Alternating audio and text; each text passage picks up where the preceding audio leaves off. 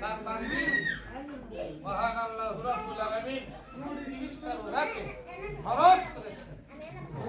আজকের অন্ধকারে মাহফিলের মধ্যে আমরা যারা উপস্থিত আছি, আমি আপনাদের অনুরোধ করব, আমরা রোজাগুলা ইনশাআল্লাহ করার সবাই চেষ্টা করব।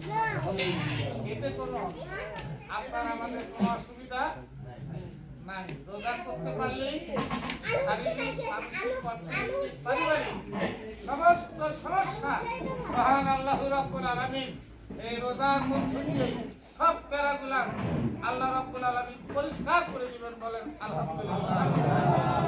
এবং তার সঙ্গে সঙ্গে কি করব, আল্লাহ রাব্বুল আলামিন নামাজকে ফরজ করেছেন। রোজাটা করলে না, তার সামনে নামাজ তাও আমাদেরকে করতে হবে। আমি অনুরোধ করি, যেহেতু এই পৃথিবীর জমিনে কেউ থাকার জন্য আসে, যার যত বিরিমি হোক,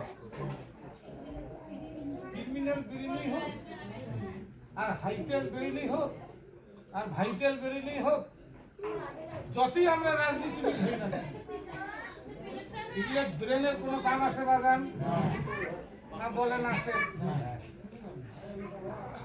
এই ব্রেনগুলোর কোনো দাম মহান আল্লাহ রাব্বুল আলামিনের কাছে নাই।